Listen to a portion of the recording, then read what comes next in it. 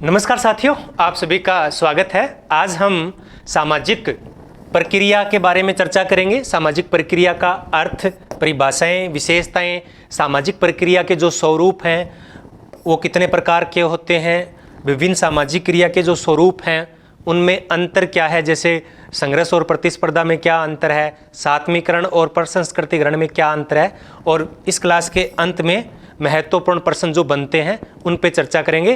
तो मैं doctor Manpal, assistant professor sociology, government college Sri Ganganagar. तो आज हम सामाजिक प्रक्रिया को संपूर्ण समझने का प्रयास करेंगे। पहले बात कर लेते हैं कि सामाजिक प्रक्रिया किसे कहते हैं, सामाजिक प्रक्रिया कैसे बनती है। तो मनुष्य को अपनी आवश्यकताओं को पूरा करने के लिए एक व्यक्ति को बहुत सारे अन्य व्यक्तियों के साथ अंतःक्रिया करनी पड़ती है, व्यवहार करना पड़ता है।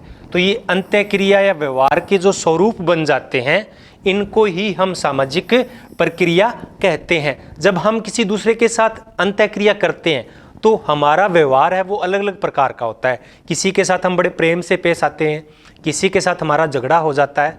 तो जब इस प्रकार की अंतःक्रिया होती है, इस प्रकार का व्यवहार है, उसके विभिन्न स्वरूप विकसित हो जाते हैं, तो उन स्वरूपों को सामाजिक प्रक्रिया कहते हैं।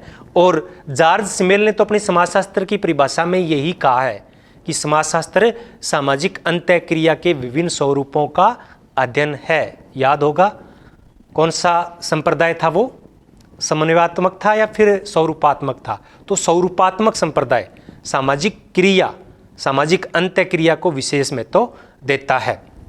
ये परिभाषा है कि व्यवहार एवं या अंतःक्रियाओं के विभिन्न स्वरूपों को ही सामाजिक प्रक्रिया कहते हैं। ये परिभाषा किसने दी थी? ये परिभाषा दी थी बिजेंस एवं बिजेंस ने।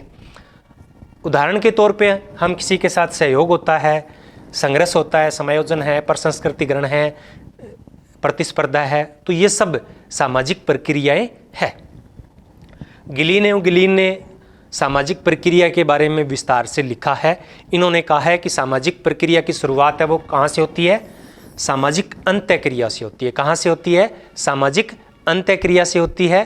और सामाजिक अंतःक्रिया के लिए दो चीज़ें जरूरी है। एक तो सामाजिक संचार या सामाजिक संपर्क होना जरूरी है, और दूसरा उन संपर्क के साथ संचार होना जरूरी है। तो सामाजिक संपर्क एवं संचार है वो सामाजिक अंतःक्रिया के लिए बहुत ही जरूरी है। इन्होंने संपर्क को, गिलीन ने संपर्क को दो प्रकार से बताया है। एक ये होता है कि जो संपर्क होता है वो सकारात्मक हो सकता है या नकारात्मक हो सकता है। तो एक प्रकार तो ये हो गया कि सकारात्मक और नकारात्मक संपर्क किसने बताया? गिलीन ने बताया। प्रत्यक्ष और अप्रत्यक्ष संपर्क किसने बताया? गिलीन ने बताया। प्राथमिक संपर्क और द्वितीयक संपर्क किसने बताया? गिलीन ने बताया। तो ये तीनों जो प्रकार हैं सामाजिक संपर्क के, ये गिलीन ने बताए हैं। जो अंतःक्रिया है वो तीन स्तरों पे हो सकती है। व्यक्ति टू व्यक्ति हो सकती है, व्यक्ति से समूह के बीच में हो सकती है, और समूह से समूह के बीच में हो सकती है। तो ये तीन स्तर है सामाजिक अंतःक्रिया करने के। अगर हम इसकी परिभाषाओं की बात करें कि सामाजिक प्रक्रिया की परिभाषा कौन कौन सी है, तो यहाँ ज़्यादा परिभाषाएं मैं नहीं ले रहा हूँ, क्योंकि सामाजिक प्रक्रिया की परिभाषाएं हैं वो लगभग एक जैसी है। तो यहाँ चार परिभाषाएं आज हम करने जा रहे हैं।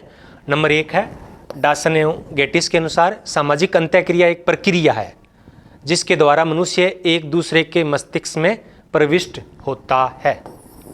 यह परिभाषा किसने दी? डॉसन एवं गेटिस ने दी। लेस्ली ने क्या परिभाषा दी कि बार बार दोहराई जाने वाली सामाजिक क्रिया को सामाजिक प्रक्रिया कहा जाता है। बानविज ने क्या कहा कि सामाजिक प्रक्रिया किसी भी सामाजिक संबंध का गत्यात्मक पहलू है। बानविज ने क्या कहा कि सामाजिक प्रक्रिया किसी भी सामाजिक संबंध का गत्यात्मक पहलू है, यानी सामाजिक संबंध स्थापित करेंगे तो सामाजिक प्रक्रियाएं बन जाएगी। और गिलीन ने क्या कहा कि सामाजिक प्रक्रियाओं से हमारा तात्पर्य अंतःक्रिया के उन तरीकों से है जिन्हें हम व्यक्ति और समूह में मिलते हैं तब स्थापित करते हैं। तो ये परिभाषा किसकी हो जाएगी? ये गिलीन की परिभाषा हो जाएगी। तो ये चार परिभाषाएं हैं। तो पहले चार परिभाषाएं याद करो, जब ये हो जाए तब कहीं आपको अगर नई परिभाषा मिलती है तब वो परिभाषा याद करना, एक बार चार ही। तो ये सामाजिक प्रक्रिया होती है, कितने प्रकार की होती है? तो इसको बड़े बड़े तौर पे हम कितने भागों में बांट सकते हैं? दो भागों में बांटते हैं। नंबर एक सहयोगी सामाजिक प्रक्रियाएं, तो सहयोग, समायोजन, संस्कृतिकरण, सात्मीकरण, एकीकरण, ये सब क्या है? सहयोगात्मक सामाजिक प्रक्रियाएं हैं। और दूसरी होती है असहयोगी सामाजिक प्रक्रियाएं, तो संघर्ष और प्रतिस्पर्धा है। ये किस प्रक्रिया के उदाहरण है? ये असहयोगी सामाजिक प्रक्रिया के उदाहरण हैं। अब इन पे हम एक एक करके चर्चा कर लेते हैं। पहले जो सहयोगात्मक सामाजिक प्रक्रियाएं उन पे चर्चा करते हैं। तो उसमें पहला स्थान आता है सहयोग का। सहयोग का अर्थ होता है किसी लक्ष्य को प्राप्त करने के लिए, सामान्य उद्देश्य हो सकता है, विशिष्ट भी हो सकता है, मिलकर प्रयास करना। क्या करना? मिलकर प्रयास करना। ग्रीन ने क्या कहा है? सहयोग की भी दो परिभाषाएं हम ले रहे हैं यहाँ। ग्रीन ने क्या कहा? सहयोग दो या दो से अधिक व्यक्तियों द्वारा किसी कार्य करने या उद्देश्य को प्राप्त करने के लिए किया गया निरंतर एवं सामूहिक प्रयास है। क्या है? दो या अधिक व्यक्तियों के बीच किसी उद्देश्य को पूरा करने के लिए निरंतर एवं सामूहिक प्रयास है, वो सहयोग कहलाता है। किंग्सले डेविस ने क्या कहा कि एक सहयोगी समूह है वह है जो एक ऐसे उद्देश्य प्राप्ति के लिए मिलकर कार्य करता है, यानी एक जैसे जो उद्देश्य होते हैं उनको पूरा करने के लिए मिलजुल कर कार्य करते हैं। तो ये परिभाषा किंग्सले डेविस की होगी। अगर हम सहयोग की विशेषताओं की बात करें तो कोई ज़्यादा विशेषताएं नहीं है। सामान्य उद्देश्य होता है, दो या दो से अधिक व्यक्ति या समूह होते हैं, हम की भावना होती है, और जो सहयोग करने वाले होते हैं वो परस्पर एक दूसरे के प्रति जागरूक या चेतन प्रक्रिया है, उनको पता रहता है कि हम सहयोग कर रहे हैं। अब सहयोग कितने प्रकार के होते हैं? तो सहयोग को हम कई आधारों पर विभाजित कर सकते हैं। मैकआइवर एवं पेज ने सहयोग के दो प्रकार बताए, प्रत्यक्ष सहयोग और अप्रत्यक्ष सहयोग। जो प्रश्न आएंगे इस टॉपिक से वो यहीं से आएंगे कि प्रत्यक्ष सहयोग और अप्रत्यक्ष सहयोग कौन कौन सा है, या प्राथमिक, द्वितीयक और तृतीयक सहयोग कौन सा है, या ओगबर्न ने जो प्रकार बताए हैं वो कौन से हैं। या फिर आएंगे कि एकीकरण, सात्मीकरण, प्रसंस्कृतिकरण, इनमें क्या अंतर है। तो पहले बात करें मैकआइवर एवं पेज ने प्रत्यक्ष सहयोग, यानी जो आमने सामने का सहयोग होता है। टीम कोई खेलती है, क्रिकेट की टीम है, फुटबॉल की टीम है, तो उनके बीच का सहयोग क्या है? प्रत्यक्ष सहयोग कहलाता है। राजनीतिक दल के जो लोग होते हैं वो मिलकर अपने राजनीतिक दल को जिताना चाहते हैं, तो वो क्या है? प्रत्यक्ष सहयोग हो गया है। इसमें आमने सामने का सहयोग होता है। राजनीतिक दल के अगर सदस्य मिल रहे हैं तो प्रत्यक्ष, अगर नहीं मिल रहे हैं तो वो अप्रत्यक्ष सहयोग हो जाएगा। आगे है अप्रत्यक्ष सहयोग। अप्रत्यक्ष सहयोग की में जो सहयोग करता है दो लोग, उनके बीच में कोई ना कोई एक मध्यस्थ होता है। सहयोगकर्ताओं के बीच में क्या होता है? मध्यस्थ होता है। आधुनिक समाज के अंदर जो श्रम विभाजन है वो अप्रत्यक्ष सहयोग का उदाहरण है। दुर्खिम को हमने पढ़ा था, उन्होंने सामवेई समाज की बात की थी, यानी कार्यों का विभाजन, श्रम विभाजन और विशेषीकरण इनमें बढ़ता जाता है। जिसे कोई साइकिल बनाता है तो साइकिल के पेडल कोई बना रहा है, चेन कोई बना रहा है, उसके जो ताड़ियाँ हैं वो और कोई बना रहा है, हैंडल कोई और बना रहा है। तो यानी 10-12 लोग मिलकर साइकिल को मिला रहे हैं। एक दूसरे को ये जानते नहीं है लेकिन फिर भी एक दूसरे का सहयोग कर रहे हैं। इस प्रकार के सहयोग को अप्रत्यक्ष सहयोग कहा जाता है। जैसे कि एनजीओ के जो लोग होते हैं, तो एनजीओ में जो सहायता करता है वो एनजीओ में पैसा देता है और वो लोग आके सहायता करते हैं। तो सहयोग तो हो रहा है लेकिन एक दूसरे से रूबरू नहीं होते हैं, आमने सामने के संबंध नहीं होते हैं, तो उसे क्या कहते हैं? अप्रत्यक्ष सहयोग कहते हैं। ग्रीन ने सहयोग के 3 प्रकार बताए। प्राथमिक सहयोग जो एक परिवार में होता है, पड़ोस में होता है, मित्रों के बीच में होता है, यानी घनिष्ठ संबंध होता है। द्वितीयक सहयोग, उसमें जो आधुनिक और जटिल समाजों में जो सहयोग होता है, जो कि मैकआइवर को जो अप्रत्यक्ष सहयोग है वही द्वितीयक सहयोग है। इसमें कुछ ना कुछ स्वार्थ जुड़े हुए होते हैं। जैसे कि एक कक्षा के अंदर टीचर और बच्चों का जो सहयोग है वो क्या है? द्वितीयक सहयोग है। एक रोगी का और एक डॉक्टर के बीच का जो सहयोग है वो क्या है? वो द्वितीयक सहयोग है। तृतीयक सहयोग होता है व्यवस्थापन या समायोजन। जब दो भिन्न पक्षों के लोग लड़ झगड़ कर एक दूसरे के साथ समझौता करने के लिए राजी हो जाते हैं, तब उसे हम समायोजन कहते हैं, और ग्रीन ने इसे तृतीयक सहयोग का है। इसी प्रकार से ओगबर्न ने भी कई प्रकार के सहयोग बताए हैं, 3 प्रकार के सहयोग बताए हैं, सॉरी। नंबर 1 सामान्य सहयोग, जो दिन रात हम करते हैं। आपने किसी वृद्ध व्यक्ति को सड़क पार करवा दी तो वो क्या है, सामान्य सहयोग है। मित्रवत सहयोग, यानी जब कोई प्राकृतिक आपदा, जब कोई सामूहिक कार्य किया जाता है, सामूहिक आनंद के लिए या सुख प्राप्ति के लिए, जैसे कोई टूर के लिए जाता है या गांव के अंदर कोई सत्संग होती है, तो उसमें जो लोग सहयोग करते हैं वो मित्रवत सहयोग होता है। और एक है विभेदीकृत सहयोग या सहायता मूलक सहयोग। जब प्राकृतिक आपदाएं आती है तब लोग सहायता करने के लिए जुट जाते हैं, तो उसे ओगबर्न ने विभेदीकृत सहयोग कहा है। तो ये सहयोग के प्रकार हो गए। आगे है समायोजन या व्यवस्थापन। तो ये भी क्या है, एक सहयोगी प्रक्रिया है। इसमें जब 2 पक्ष संघर्ष या प्रतिस्पर्धा को समाप्त करने के लिए राजी हो जाते हैं, चाहे वो हर्षपूर्वक हो, खुशी खुशी हो, या फिर वो मजबूरी हो। जैसे प्राचीन समय में क्या होते थे, राजा लड़ झगड़ के क्या कर लेते थे, आपस में संधि कर लेते थे। और अभी भी कई देशों के अंदर संधि होती है। तो वो सब किसके उदाहरण है, वो समायोजन के उदाहरण है। ये अस्थायी होता है क्योंकि हो सकता है संधि कभी भी तोड़ी जा सकती है। इसमें संघर्ष की संभावना है वो हमेशा बनी रहती है। तो समायोजन है वो युद्ध संधि या युद्ध विराम, या 2 जो लोग आपस में झगड़ा कर रहे होते हैं वो अगर समझौता करते हैं तो इसको हम समझौता भी कह सकते हैं। तो उसे हम समायोजन की श्रेणी में शामिल करते हैं। और इसके प्रकार 2 प्रकार बताए हैं गिलीन ने। एक समानांतरण समायोजन, यानी जो 2 पक्ष लड़ झगड़ रहे हैं, अगर वो दोनों बराबर के हैं, समकक्ष हैं, अगर उनके बीच में समायोजन होता है तो वो समानांतरण समायोजन होगा। और अगर वो दोनों पक्ष असमान हैं, एक पक्ष उच्च है, दूसरा पक्ष निम्न है, एक पक्ष दूसरे पे शर्तें थोपता है, जैसे कि अमेरिका ने जापान के साथ किया था, तो वो क्या हो जाएगा, समानांतरण असमानांतर समायोजन हो जाएगा। अगर हम इसके कुछ पक्षों की बात करें, अगर परिभाषा की बात करें, पारक एवं बर्गेस ने कहा कि समायोजन संघर्ष का स्वाभाविक परिणाम है। क्या है, समायोजन संघर्ष का स्वाभाविक, यानी संघर्ष के बाद हमेशा क्या होगा, समायोजन होगा ही होगा, समझौता होगा ही होगा। समनर ने क्या कहा कि ये विरोधीपूर्ण सहयोग है। ये क्या है, विरोधीपूर्ण सहयोग है या विरोधपूर्ण सहयोग है, यानी विरोध तो कर रहे हैं लेकिन फिर भी एक दूसरे का सहयोग कर रहे हैं। जोन्स ने क्या कहा कि एक अर्थ में यह असहमत रहने के लिए समझौता है, असहमत हैं लेकिन फिर भी वो समझौता कर लेते हैं। गिलीन ने 2 प्रकार बताए थे और 7 पद्धतियां बताई थी। गिलीन ने समायोजन की 7 पद्धतियां बताई है, 2 प्रकार बताए हैं।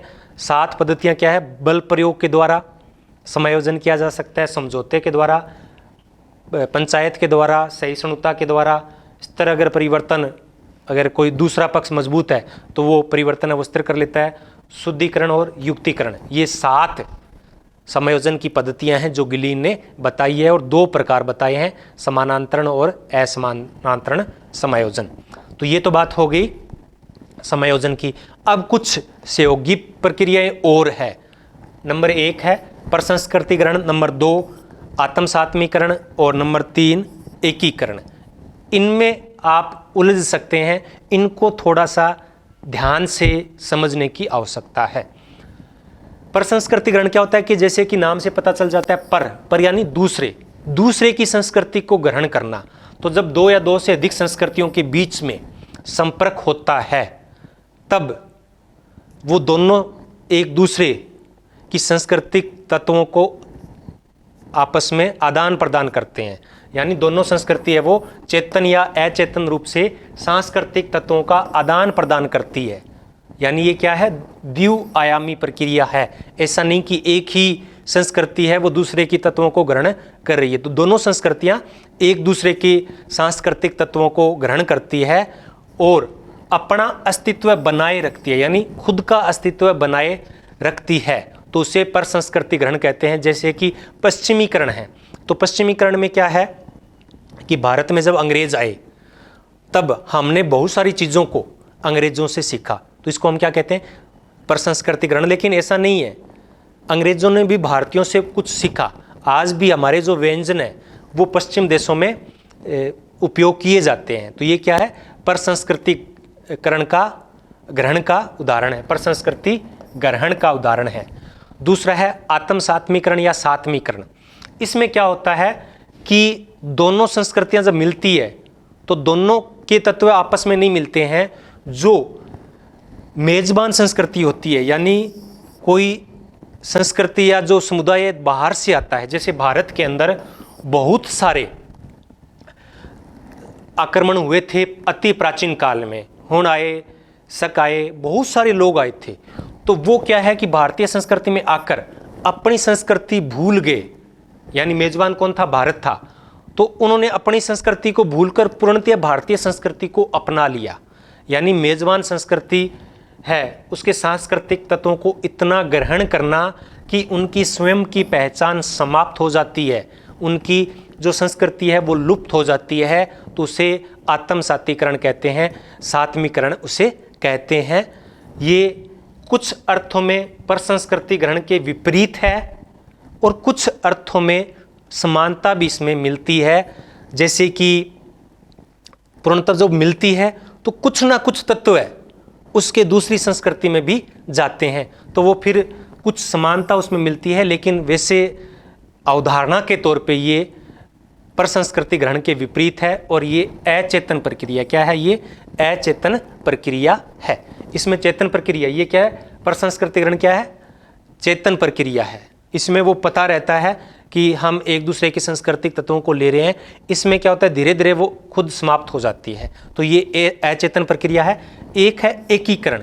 एकीकरण देखने में लगता है कि सात्मीकरण के समान ही है, लेकिन ये अलग अलग है।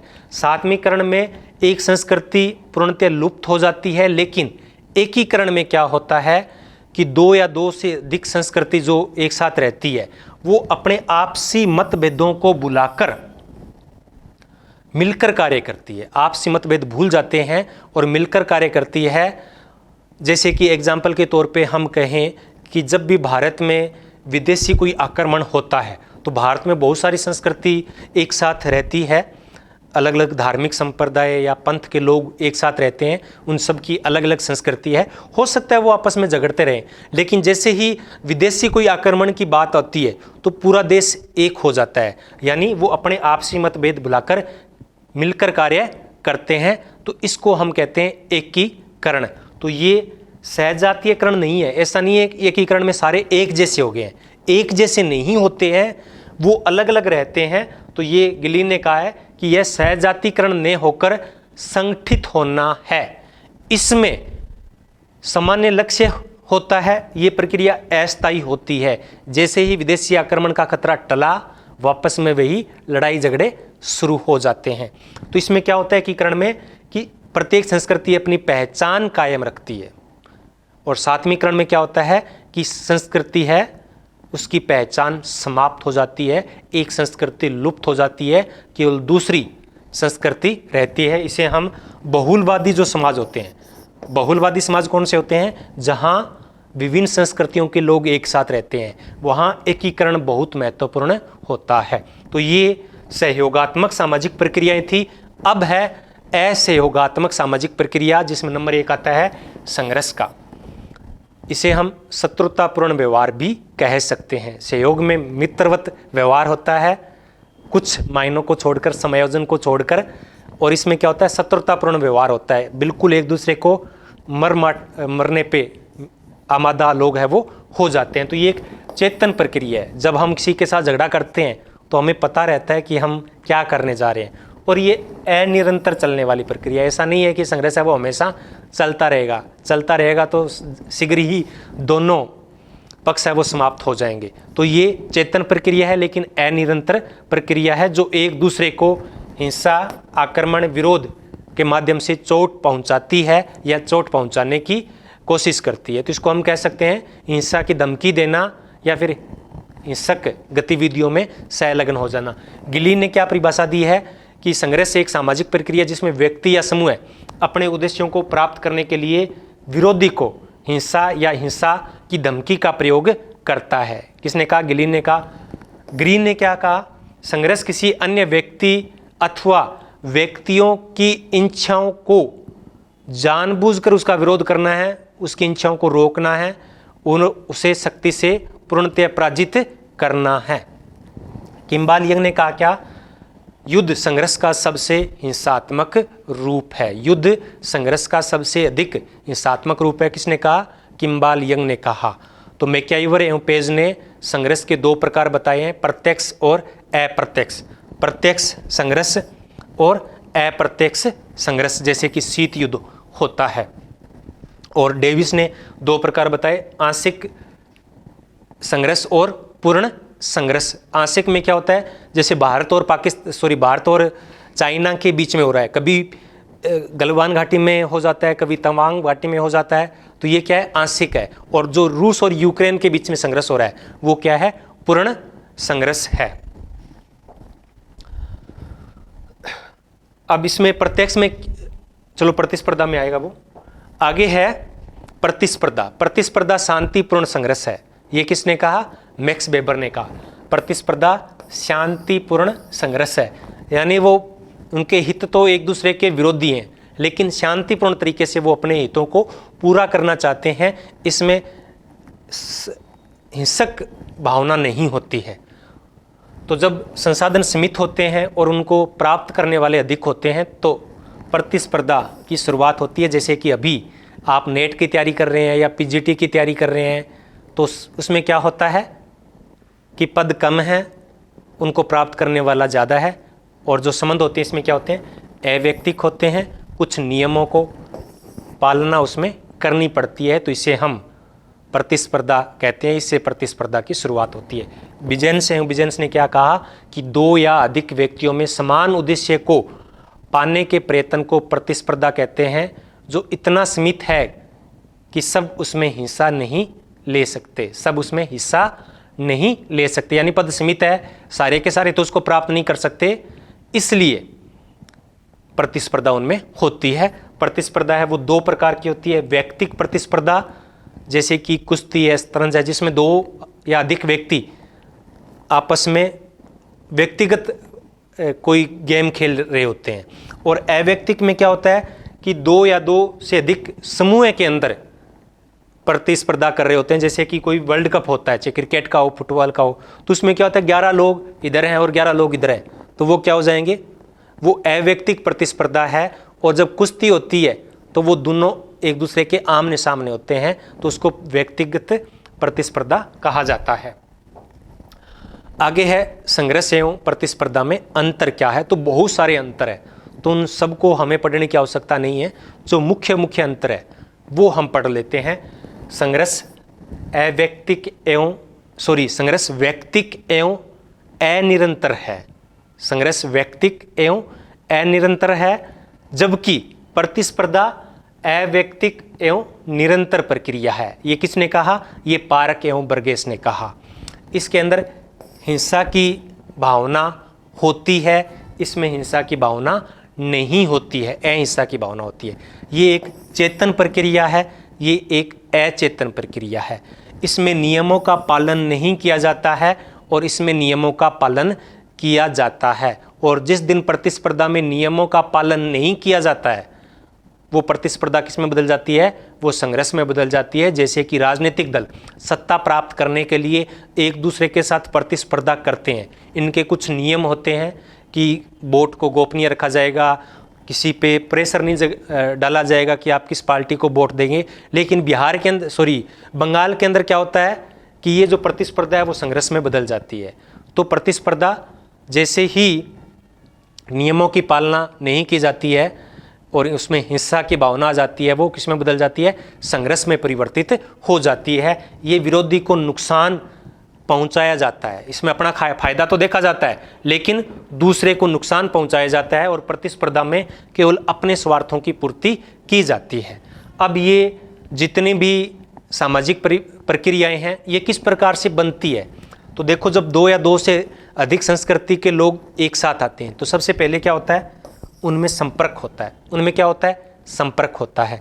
फिर क्या होता है? उनके अंदर संघर्ष होता है। कोई ज़रूरी नहीं है, लेकिन आमतौर पे ऐसा होता है कि जैसे ही भारत के अंदर कोई विदेशी आक्रमणकारी आते हैं, संपर्क होता है। संपर्क वो किस रूप में होता है? वो संघर्ष के रूप में होता है। फिर दोनों के बीच में क्या हो जाता है? समायोजन हो जाता है। अब समायोजन हो जाता है तो धीरे धीरे वो क्या करते हैं? सहयोग करना शुरू कर देते हैं एक दूसरे का, लेकिन फिर भी थोड़ी बहुत उनमें अलग अलग होने की गुंजाइश रहती है। तो वो क्या होता है? बाद में प्रतिस्पर्धा करते हैं, एक दूसरे से क्या करते हैं? प्रतिस्पर्धा करते हैं, और प्रसंस्कृति ग्रहण की प्रक्रिया वो जारी रहती है। बीच बीच में एकीकरण आता जाता है, और अंतिम जो स्टेज आती है वो क्या है?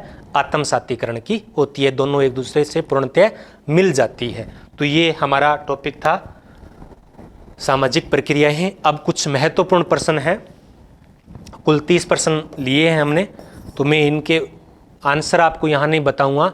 आंसर आपको वीडियो के डिस्क्रिप्शन में मिलेंगे। आपको केवल अपना तैयारी चेक करना है कि कितने प्रश्न आपके सही हो रहे हैं। तो आप कॉपी पेन लेके बैठिए, और 30 प्रश्न है, 30 के ऑब्जेक्टिव जो सही आपको लग रहे हैं वो करते जाइए, और बाद में जब कंप्लीट हो जाए तो वीडियो के डिस्क्रिप्शन में जाके आप चेक करिए कि आपके कितने प्रश्न सही आ रहे हैं। पहला प्रश्न है, किसने कहा कि अंत्यक्रिया के विभिन्न स्वरूपों को ही सामाजिक प्रक्रिया कहते हैं? 4 ऑप्शन है, आप अपना ऑप्शन देख लीजिए कि सही आपको कौन सा लगता है। प्रश्न नंबर 2 है कि आपको सहयोगी सामाजिक प्रक्रिया बतानी है। तो ये तो इजी है कि प्रतिस्पर्धा को छोड़कर बाकी सब क्या है? सहयोगी सामाजिक प्रक्रियाएं हैं। किसी सामाजिक संस्था को दान देना किस प्रकार का सहयोग कहलाता है? ग्रीन ने किस प्रकार के सहयोग की चर्चा की? प्रश्न नंबर 5, 2 देशों या राज्यों के बीच में संघर्ष की बजाय समझौता किसका उदाहरण है? आगे है, दुर्खिम के अनुसार किस प्रकार के समाजों में यांत्रिक सहयोग पाया जाता है? प्रश्न नंबर 7, 2 समूहों द्वारा अपनी पृथक पहचान बनाए रखते हुए सामान्य लक्ष्यों की प्राप्ति के लिए मिलकर कार्य करना किसका उदाहरण है? 4 ऑप्शन है, आप अपना सही ऑप्शन देख लीजिए। आगे है, किसका मानना है कि जहां वर्ग विद्यमान है वहां सहयोग स्वैच्छिक होकर अनजान ताकत का परिणाम है? ये प्रश्न छोड़ दीजिए। प्रश्न नंबर 9, किसने कहा कि संघर्ष सामाजिक प्रक्रिया है जिसमें व्यक्ति अथवा समूह अपने उद्देश्य की प्राप्ति अपने विरोधी को हिंसा या हिंसा के भय द्वारा प्रत्यक्ष चुनौती देकर करते हैं? आगे है, सहयोग के 2 प्रकार प्रत्यक्ष सहयोग और अप्रत्यक्ष सहयोग किसने बताए? प्रश्न number 11, an introduction to sociology पुस्तक के रचनाकार कौन है? प्रश्न नंबर 12, एक व्यक्ति या समूह से अंत्यक्रिया करता है और यह अंत्यक्रिया निरंतर चलती रहती है तो उसे हम क्या कहते हैं? आगे है, निम्न में से कौन सा संघर्षवाद परिप्रेक्ष्य से संबंधित नहीं है?